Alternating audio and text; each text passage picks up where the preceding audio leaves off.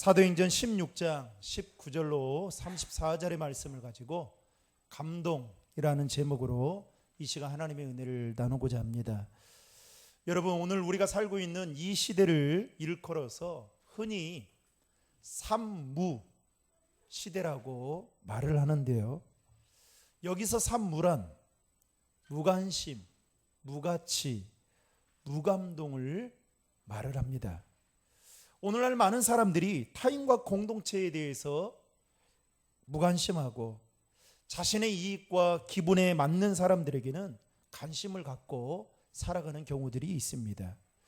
여러분, 최근에 울산의 한 아파트 단지 안에 있었던 사건을 여러분 영상을 통해서 아시는 분들도 계실 겁니다.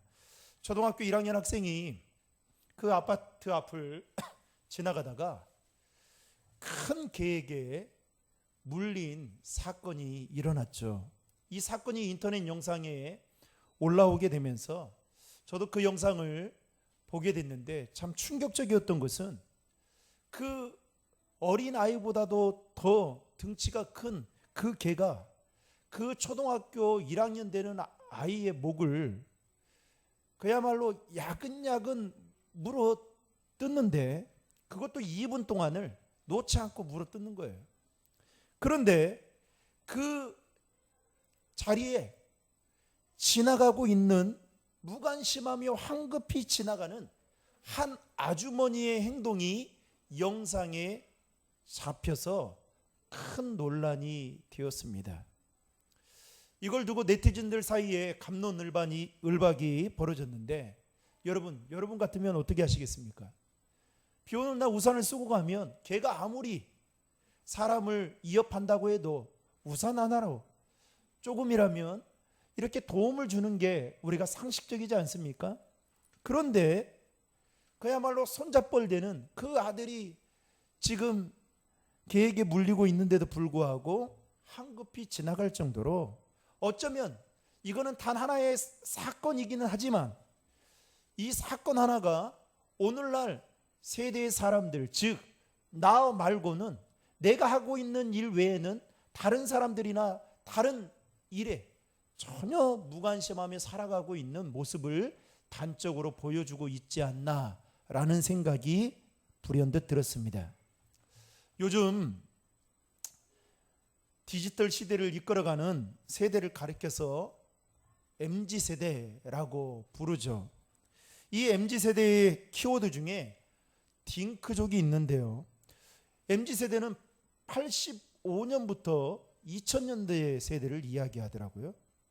그런데 이 딩크족은 정상적인 부부 생활을 하면서도 의도적으로 자녀를 갖지 않고 경제적인 여유를 즐기는데, 그 경제적인 여유를 어떻게 즐기느냐, 반려동물을 키우거나 취미활동이나 여가활동을 하는 삶을 즐기는 자들을 가리켜서 딩크족이다라고 일컫습니다. 그런데 이와 같은 딩크족들이 지금 늘어나고 있다라는 거죠.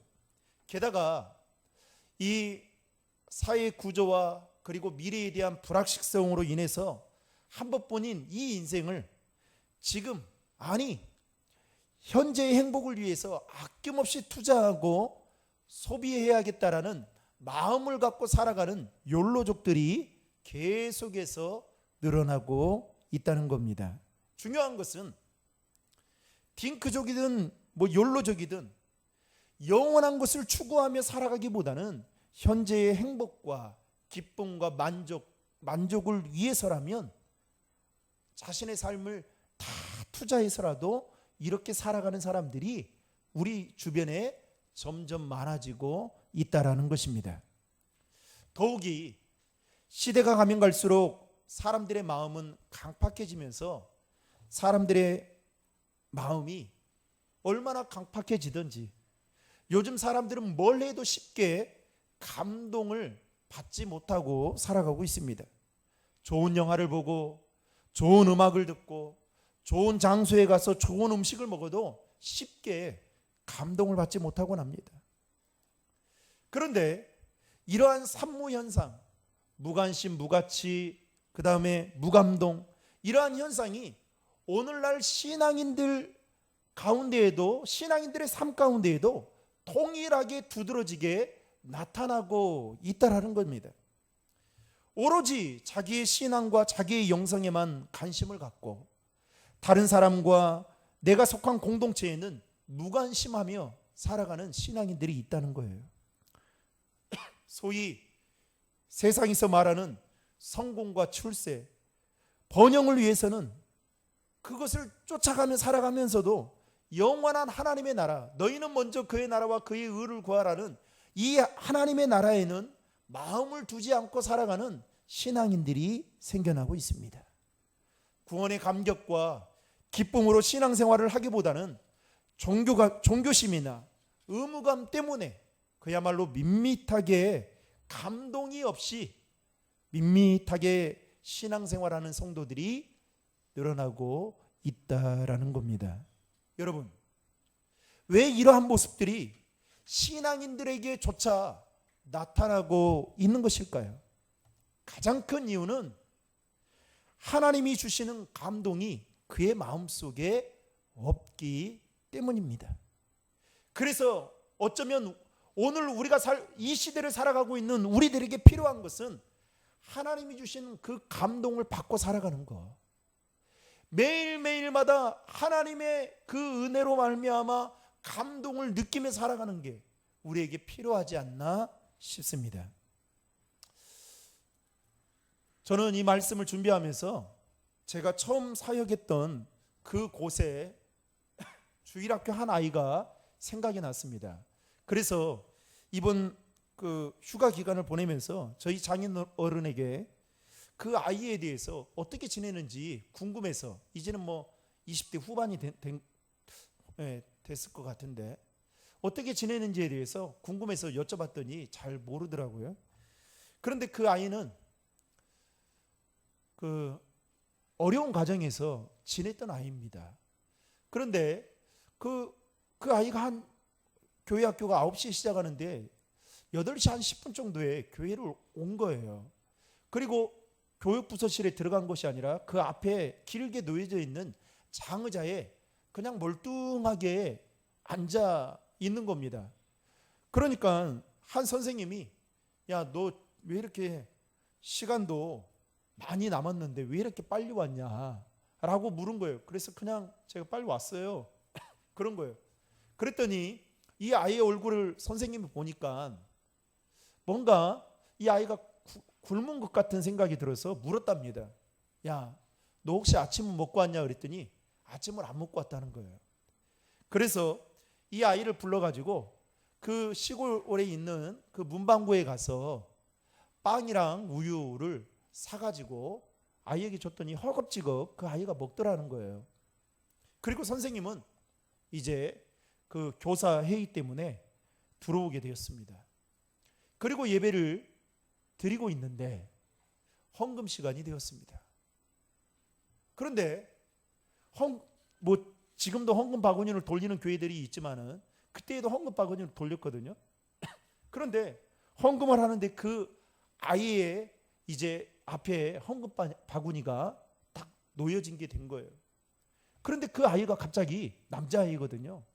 그 아이가 할머니들처럼 옷에 손을 이렇게 딱 넣더니 뭔가를 막 주물럭주물럭 하는 겁니다. 그러더니 이 아이가 그 옷 안에서 뭔가를 빼더니 헌금함에 넣는 거예요. 그래서 선생님이 이놈 장난치는가 보다 싶어가지고 혼내려고 갔습니다. 그랬더니 그 아이가 보니까 거기에 750원을 꺼내가지고 그 아이가 헌금을 하는 거예요. 그것을 이 선생님이 보고 감동을 받아서 그 예배가 끝나고 난 후에 교사회의 때 그 이야기를 해주는 거예요. 그러면서 그 아이에게 찾아가서 그렇게 물었다고 합니다. 야, 너 750원이나 있었는데 이 750원 정도 되면 그 당시에 뭐 빵 2개 정도 사 먹을 수 있었거든요. 그 빵도 사 먹고 그러면 될 텐데 왜 이것을 헌금을 했냐? 그랬더니 이 아이가 이렇게 말했습니다. 선생님, 이 돈은 제 돈이 아니잖아요. 하나님 돈이잖아요. 그래서 이 선생님이 그 말에 큰 감동을 받고 데리고 와서 더 비싼 그 식당에 가가지고 맛있는 걸 사주고 신발 하나를 사주었다는 이야기를 제가 듣게 되었습니다. 사랑하는 성도 여러분, 우리가 이 땅을 살아가면서 누군가에게 감동을 주고 또 누군가로부터 감동을 받고 살아가는 것, 이보다 더한 행복이 없다라고 생각되어집니다. 디모데후서 3장 16절에 보면 성경에 대해서 기록하기를 모든 성경은 하나님의 감동으로 된 것으로 교훈과 책망과 바르게 함과 의로 교육하기에 유익하니라고 말하고 있습니다. 즉 성경은 어떻게 쓰여진 책이다고요? 하나님의 감동으로 쓰여진 책이다. 그래서 우리가 하나님의 말씀을 읽고 듣고 묵상을 할 때 감동을 받는 이유가 바로 여기에 있는 것입니다. 게다가 하나님은 우리에게 시시때때로 감동을 주시는 분이시기도 하십니다. 여러분, 성경에 보면 예수님의 마음을 감동시킨 사람들이 여러 곳곳에서 소개되고 있죠. 특별히 대표적인 사람을 든다면 마리아를 들 수 있습니다. 마리아는 자신이 소중하게 아끼고 아끼던 그 향유 옥합을 가지고 와서 예수 깨뜨리고 난 다음에 예수님의 발에 붓고 자기의 머리카락으로 예수님의 발을 닦으셨던 그 행동에 예수님이 크게 감동을 받고 뭐라고 말씀하시느냐? 복음이 전파되는 곳마다 그녀가 한 일을 말하게 하고 그리고 그를 기억하게 하신다라고 칭찬하셨습니다. 누가복음 21장에도 보면 가난한 과부가, 이름도 없는 무명에 가까운 가난한 과부가 자신의 생활비 전부와 같은 두 렙돈을 헌금함에 넣는 것을 보시고 예수님은 큰 감동을 받은 나머지 뭐라고 말씀하시냐면 이 사람은 부자들보다 더 많은 헌금을 했다라고 칭찬하십니다. 그 외에도 하나님의 말씀에 순종하여 100세에 얻은 그 아들을 이삭을 번제로 바치려고 했던 아브라함의 모습, 그리고 1,000번제를 정성껏 드린 솔로몬의 모습 또한 하나님의 마음을 감동시키기에 충분했습니다. 그리고 오늘 본문에서도 하나님의 마음에 감동을 준 사건이 기록되어 있는데요. 바울은 빌립보에서 전도를 하고 기도를 하러 가는 중에 점치는 귀신 들린 여종 하나를 만나게 됩니다. 이 여자는 점을 치는데 중요한 것은 귀신의 힘을 빌어서 점을 친다는 거예요. 그런데 귀신의 힘을 빌어서 점을 치는데 귀신같이 점을 너무 잘 치는 겁니다. 그러다 보니까 이게 소문이 나면서 그 여인에게 점을 보러 온 사람들이 많아지기 시작했습니다. 또 이로 인해서 엄청난 수입을 벌어들이기 시작했죠. 오늘 16절 말씀에 보면 이 여자에 대해서 말하기를 이렇게 소개합니다. 여러분 16절의 말씀을 같이 읽겠습니다. 점치는 귀신 들린 여종 하나를 만나니 점으로 그 주인들에게 큰 이익을 주는 자라. 이 여종에 대해서, 여자에 대해서 뭐라고 설명을 하냐면 점으로 그 주인들에게, 단수를 쓰고 있는 것이 아니라 복수로 사용하면서 이익을 주고 있다라고 말하고 있습니다. 이 단어를 통해서 한 가지 알 수 있는 것은 이 여자에게는 아무래도 주인이 여러 명이 있었던 것 같습니다. 재주는 이 여자가 부리는데 돈은 뒤에서 갈취하는 악랄한 주인들이 여러 명이 있었다는 것이죠. 그런데 어찌된 일인지 귀신 들린 이 여자가 바울 일행을 귀신같이 알아보게 됩니다.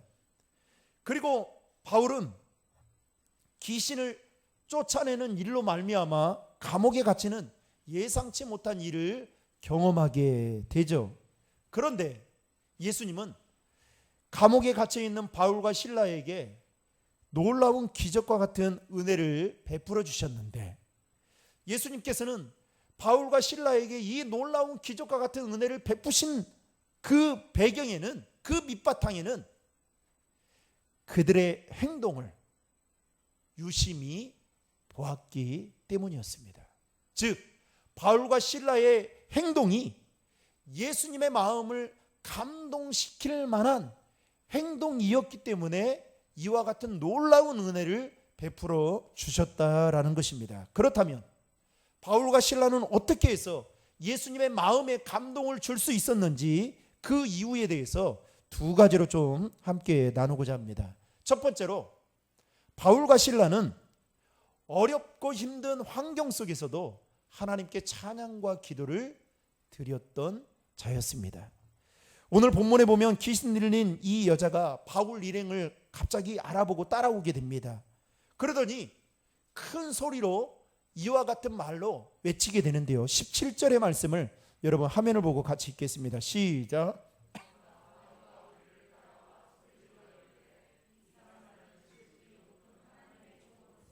구원의 길을 너희에게 전하는 자라 하며. 이 귀신 들린 이 여자가 바울과 실라를 보면서 귀신같이 알아보는 거예요. 그러면서 뭐라고 말합니까? 이 사람들은 지극히 높은 하나님의 뭐다고요? 종이다. 사랑하는 성도 여러분, 예수 믿는 저와 여러분들이 여러분 그 무당집만 걸어가도 점이 잘 안 봐져야 되는 게 여러분 당연한 거 아니겠습니까? 그런데 점이 잘 봐진다. 그리고 무당이 우리에게 전도하는 거예요. 어떤 분이 그랬다고 하잖아요. 예수 믿는 분이 이사를 가야 되는데 그 이사 갈 집이 어떤지 싶어가지고 무당집에 찾아갔대요. 그랬더니 무당이 그분에게 그렇게 말하랍니다. 당신 주소지를 잘못 찾아왔다는 거예요. 그래서 이게 무슨 말인가 싶어서 그게 무슨 말입니까? 그랬더니 당신이 올 곳은 여기가 아니라 교회다는 거예요. 빨리 교회 가라는 거예요. 여러분, 신기 있는 무당도 이렇게 알아보는데 어떻게 해요? 제가 지난번에도 말씀을 드렸잖아요. 대학교 때 실제로 있었던 교회 권사님 한 분 성경책 안에서 뭐가 떨어졌어요? 부적이 떨어져가지고 여러분 난리가 난 적이 있어요. 그 큰 교회에서 얼마나 수치스럽습니까? 그런데 이 여자가 지금 귀신의 힘을 빌어서 바울과 실라에게 이들은 지극히 높은 하나님의 종이다, 구원의 길을 너희에게 전하는 자다 라고 오히려 소개하고 있는 것을 보게 됩니다. 이때 바울은 귀신에 사로잡혀 있는 이 여자를 향해서 예수 그리스도의 이름으로 그에게 나오라고 선포를 하자 귀신이 나오게 되죠. 그리고 이 일로 인해서 이 여자는 더 이상 점을 제대로 칠 수가 없게 되었습니다. 그러다 보니까 이제 점을 잘 치지 못하니까 어떻게 돼요? 많은 사람들이 소문을 듣고 찾아왔던 그 사람들이 이제는 하나둘씩 발길이 끊어지면서 수입원이 줄어들기 시작했습니다. 이때 이 여자를 통해서 수익을 벌어들였던 주인들이 화가 난 나머지 바울과 실라를 잡아서 사람들이 모이는 시장으로 끌고 가서 이렇게 외치게 됩니다. 21절의 말씀 화면 보고 같이 읽겠습니다. 로마 사람인 우리가 받지도 못하고 행하지도 못할 풍속을 전한다 하거늘. 즉 이들이 바울과 실라는 우리가 믿는 로마 신을 섬기지도 않을 뿐만 아니라 이들은 다른 신을 섬긴다, 아니 더욱이 이상한 신을 이들은 전도하고 있다라고 하면서 이렇게 말을 하게 됩니다. 이 말을 듣고 무리들이 벌떼처럼 모여들기 시작합니다.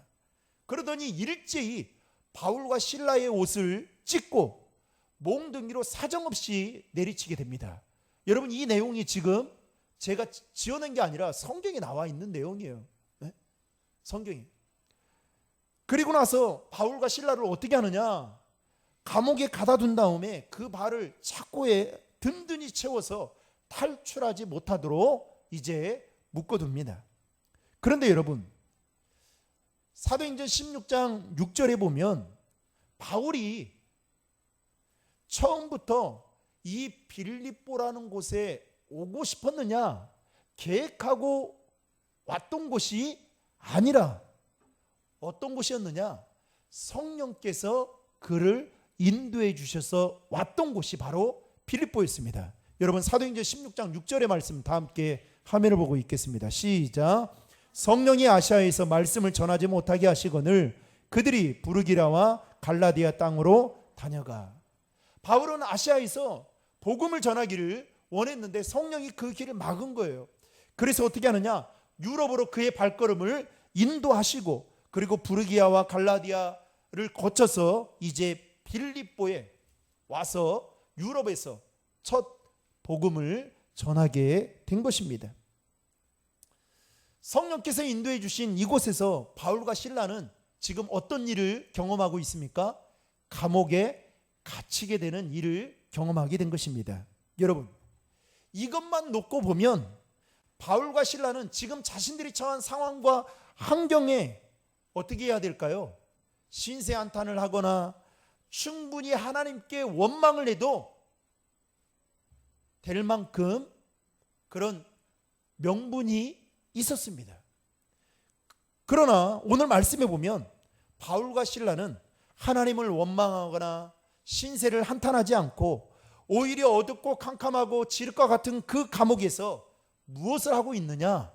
하나님께 찬송하고 기도했다라는 것입니다. 여러분, 감흥이 옵니까? 감동이 오냐고요? 이렇게 행동하는 것이 여러분 정말 쉬운 일일까요? 절대로 그렇지 않죠. 만약 여러분이 이러한 상황에 처해 있다면 바울과 실라처럼 그 지륵과 같은 감옥에서 여러분 기도하고 찬양할 수 있겠습니까? 동방의 의인이었던 욥이라는 사람이 있습니다. 그는 하루아침에 10명의 자식을 한꺼번에 다 잃어버리고 그리고 그가 그동안 모으고 모았던 그 모든 재산을 다 날려버리고 온몸에 종기가 날 정도로 엄청난 시련을 당하게 됩니다. 그런데 그렇게 힘들고 어려운 상황과 환경 속에서 욥은 욥기서를 보면 하나님을 원망하지 않고 찬양했던 것을 볼 수가 있습니다. 여러분 욥기 1장 21절의 말씀 다 함께 읽겠습니다. 시작. 내가 모태에서 알몸으로 나왔사온즉 또한 알몸이 그리로 돌아가올지라 주신 이도 여호와의 이름이 찬송을 받으실지니이다. 아멘. 여러분 지금 욥이 이렇게 고백할 만한 상황과 환경이 전혀 아니었습니다. 그런데 욥은 어떻게 하느냐? 오늘 바울과 실라처럼 자신의 인생에 주신 것도 하나님이시오 거두신 이도 하나님이시다라고 하면서 하나님의 이름을 높이 찬양하는 것을 볼 수 있습니다. 다리오 왕 때에 이 다니엘과 세 친구가 바벨론의 포로로 끌려가게 되죠. 그런데 다니엘이 이제 총리가 될 만큼 이제 높은 자리에 올라가니까 그 주변에 있던 간신들이 신실한 다니엘을 제거하고자 어떻게든 이 근본의 뿌리도 없는 이가 바벨론을 포로로 왔던 이가 이 높은 자리에 앉아 있는 것에 대해서 시기심을 가지고 다니엘을 제거하기 위해 뒷조사를 하게 됩니다. 그런데 이 다니엘을 칠 만한 그 원인을 찾지를 못하게 됩니다. 그런데 한 가지, 다니엘이 예루살렘을 향해서 하루에 3번씩 하나님 앞에 기도하고 있다라는 그 소식을 듣고 그리고 보게 됩니다. 그래서 느부갓네살 왕에게 와서 그 이야기를 말을 하게 되죠. 그래서 느부갓네살 왕이 어떻게 합니까? 금령을 나 외에 다른 신들을 섬기면 사자굴에 던져 넣을 거다, 풀무불에 던져 넣을 거다 라는 그 금령을 내리게 됩니다. 그런데 다니엘이 어려운 환경과 상황 속에서 어떻게 하느냐? 평소대로 변함없이 예루살렘의 창문을 열고 하루에 3번씩 하나님께 기도를 드렸던 것을 보게 됩니다. 여러분 다니엘서 6장 10절의 말씀 다 함께 읽겠습니다. 다니엘이 이 조서에 왕의 도장이 찍힌 것을 알고도 자기 집에 돌아가서는 윗방에 올라가 예루살렘으로 향한 창문을 열고 전에 하던 대로 하루 3번씩 무릎을 꿇고 기도하며 그의 하나님께 감사하였더라. 아멘. 사랑하는 성도 여러분, 좋은 환경과 좋은 상황 속에서 하나님께 기도하고 찬양하는 것은 누구나 다 할 수 있는 일입니다. 어린아이들도 할 수 있어요. 그러나 저와 여러분들이 처한 상황과 환경이 좋지 않는 가운데에서 바울과 실라처럼 욥과 다니엘처럼 하나님께 기도하고 찬양하는 것은 결코 쉬운 일이 아니다라는 것이죠. 다시 말하면 보통의 믿음이 아니고서는 절대로 할 수 없는 행동이다라는 것입니다. 중요한 것은 바울과 실라는 자신들이 처한 상황과 환경과 상관없이 그들은 하나님께 기도하고 찬양했을 때 그들의 모습에 예수님의 마음은 감동을 받게 되었다는 것입니다. 마지막 두 번째로 바울과 실라는 감옥에서도 복음을 전했던 자들이었습니다. 한밤중에 바울과 실라는 하나님께 기도하고 찬송을 할 때에 감옥에 있던 죄수들이 그 소리를 듣게 되었습니다. 그때 어떤 생각이었을까요? 아마도 그 옆에 있던 죄수들이 바울과 실라를 향해서 정신 나간 놈들이다 라고 하면서 비아냥거렸을 것입니다. 그런데 바울과 실라는 아랑곳하지 않고 하나님께 기도하고 찬양했을 때 어떤 일이 벌어지게 되느냐? 오늘 말씀해 보면 갑자기 큰 지진이 나더니 옥터가 움직이면서 문이 스스로 열리기 시작했습니다. 그리고 감옥에 갇혀있던 죄수들에게 묶여있던 그 매여있던 모든 것들이 하나둘씩 벗겨지는 이상한 일이 벌어지기 시작했습니다. 그 순간 여러분 빌립보 교도소는 어떻게 되었을까요? 아마 죄수들이 탈출하기 위해서 아수라장이 되었을 것입니다. 그리고 그 소리에 놀란 간수들은 잠에서 깨어나 상황을 보니 옥문이 열려 있는 것을 보고 죄수들이 다 도망갔구나 라고 생각을 하고 칼을 빼어서 자결을 하려고 하는 순간 그 모습을 바울이 보고 이렇게 외치게 됩니다. 28절에 보면 내 몸을 상하게 하지 말라. 우리가 다 여기 있노라. 오히려 안심시키고 있는 것을 보게 됩니다. 그 말에 놀란 간수가 바울과 실라 앞에 엎드려서 뭐라고 말을 하냐면 선생이요, 내가 어떻게 하여야 구원을 받을 수 있겠습니까? 라고 묻습니다. 그러자 31절에 보면 바울과 실라는 이렇게 말합니다. 같이 읽겠습니다. 시작. 주 예수를 믿으라. 아멘. 여러분, 인간적으로 생각하면 바울과 실라는 한시라도 지륵과 같은 감옥에서 탈출해 나오는 것이 아마 그들의 꿈이고 희망이었을 것입니다. 그리고 그들을 지켜보는 간수의 눈을 피해 달아나고 싶은 마음이 꿀떡 같았을 것입니다. 그런데 바울과 실라는 지금 감옥에서 무엇을 하고 있는 겁니까? 복음을 전하고 있다라는 것입니다. 여러분, 바울과 실라는 감옥에서조차도 간수에게 복음을 전할 수 있었던 그 이유가 무엇 때문이었을까요? 바울과 실라는 영혼 구원하는 일이야말로 이 세상에서 어떠한 것보다도 더 가치 있는 일이다라고 믿고 생각했기 때문에 가능할 수 있었다는 것입니다.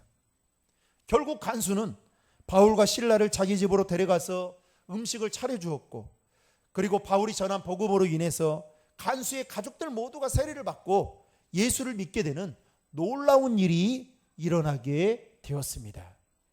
33절과 34절의 말씀을 다 함께 읽겠습니다. 그 밤 그 시각에 간수가 그들을 데려다가 그 맞은 자리를 씻어주고 자기와 그 온 가족이 다 세례를 받은 후 그들을 데리고 자기 집에 올라가서 음식을 차려주고 그와 온 집안이 하나님을 믿음으로 크게 기뻐하니라. 아멘. 여러분, 간수와 죄수가 이렇게 어울릴 수 있는 관계입니까? 아니죠.